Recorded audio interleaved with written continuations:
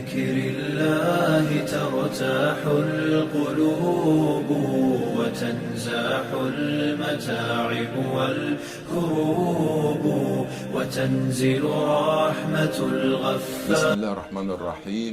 الحمد لله رب العالمين والصلاة والسلام على أشرف المرسلين. Assalamu alaikum wa rahmatullahi wa barakatuh.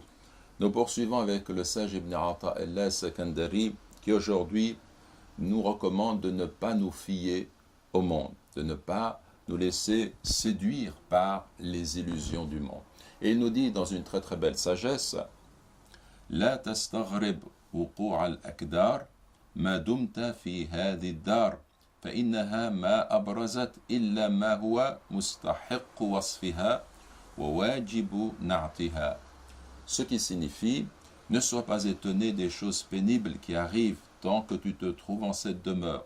Elles ne montrent que les caractéristiques qui lui reviennent et la description qui est nécessairement la sienne. En fait, tout ce qui nous est donné en cette vie est destiné à être repris. Et nous rencontrons des joies, mais elles ont toutes un revers, d'une façon ou d'une autre. Quelqu'un peut par exemple se marier et le jour de son mariage est un jour heureux en principe, et par la suite il y aura toutes les difficultés qui peuvent être liées à la vie de couple, des soucis qui arriveront d'une façon ou d'une autre. Puis quelqu'un peut avoir un enfant et le jour de la naissance de son enfant c'est un jour de joie, de bonheur, mais ensuite toute la vie ce sera aussi par moments une occasion de tristesse, de soucis, de difficultés, ce que les parents peuvent éprouver lorsque leur enfant vit certaines choses, ou bien les soucis qui accompagnent nécessairement la vie, les individus dans le cadre de la vie familiale. Ou bien quelqu'un peut être heureux de sa jeunesse, mais la jeunesse passera. Quelqu'un peut être heureux de sa richesse, et sa richesse, elle finira par passer, soit il rencontrera des difficultés dans sa vie matérielle, soit il laissera son bien à ses héritiers. En fait, Ibn Ata'illah Sakandari nous dit qu'il ne faut pas s'étonner de ce qui arrive dans cette existence parce que c'est sa nature même. On a des moments de joie, on a des moments de difficulté, et en fait, c'est cela la vie, ça ne peut être que cela. Et celui qui est malheureux, c'est celui qui s'accroche à cette réalité, à ce bonheur qui pense être le sien, qui est purement matériel, qui est purement terrestre, et qu'il finira par perdre d'une façon ou d'une autre. Ce qu'il nous dit en substance, c'est que le bonheur ne vient pas de l'extérieur, le bonheur vient du cœur, il vient du lien que nous avons avec Allah subhanahu wa ta'ala.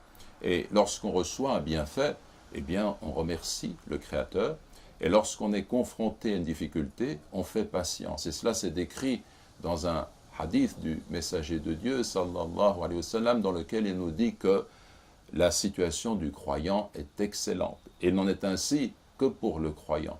Quand un bien lui arrive, il remercie Dieu, et c'est un bien pour lui. Et quand un malheur lui échoit, il fait patience, et c'est un bien pour lui. La réalité, c'est que le sage s'oriente résolument vers son Créateur et a pris conscience du caractère éphémère, passager de cette vie, n'a pas confiance dans les choses de la vie. Il a compris quelle est la réalité de cette vie. Tant que les hommes se tournent vers l'existence, vers le bien matériel, et s'attachent à cela de façon vraiment comme si c'était vraiment l'essentiel de leur vie, cela révèle un manque de maturité spirituelle. En fait, on a affaire à des enfants. Un tel homme qui désire être, par exemple, président de la République et qui s'attache à cette fonction, eh bien, il laissera nécessairement ce poste à d'autres. Et en fait, on voit parfois, chez des hommes qui sont censés être les grands, une forme d'ambition qui les ramène à un état infantile de l'être qui désire obtenir son objet, son jouet, ce qui le rendra utile quelque temps, mais en réalité, la responsabilité, la prise de conscience spirituelle de ce que sont les choses de la vie fait que l'homme va relativiser toute chose, va s'orienter vers Dieu, va se servir de ce qui entre dans le cadre de sa vie pour se rapprocher de son Créateur entre la reconnaissance et la patience. Nous demandons à Allah subhanahu wa ta'ala qu'il guide nos cœurs en ce sens.